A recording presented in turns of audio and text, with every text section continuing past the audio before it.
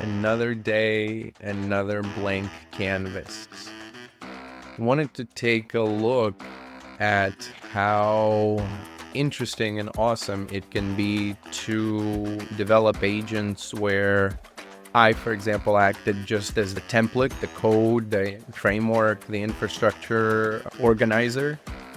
And then together collaboratively, as soon as you basically have that executable working and you can start doing agentic stuff with it, you then work with it and have it define all sorts of things. So that's exactly what we're going to do in this video, and basically just dive into an interesting setup for sort of just a new line of agentics that I've been working on, where there is now a lot of really diverse but specific functionality that these agents and assistants are doing.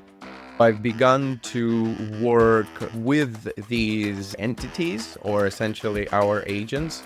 You can do various types of self-diagnostics and just all sorts of cool stuff that you don't have to do, and allow the agent to do itself, which is, does it manage its own life cycle? Does it set up scheduling appointment systems for itself? But for now, today, we're going to work through a script, and this script essentially has these very specific questions where first we're going to have it write its own identity, and based on what's coming out of a big RAG thing that I just set up, for example, specifically within the context of one company or initiative. So everything is going to be tailored and personalized to that. But of course, the approach that I show here can be used with any framework, where I'm using Flowise LangChain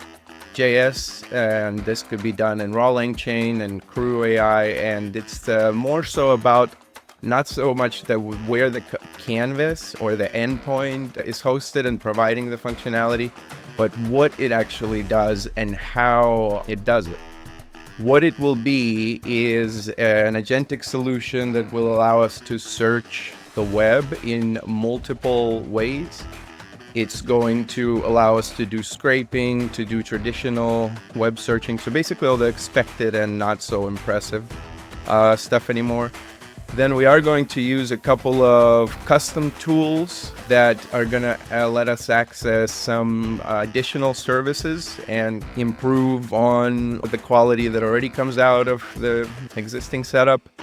And we will test memory. So we will test a very specific thing against this big RAG thing that I just set up. So just for reference, or if you're wondering, it's a pinecone index with about 20,000 or so files. So it's nothing super massive, but does have like a large KB of things to work off. So we are testing, or we will be building and testing on real data.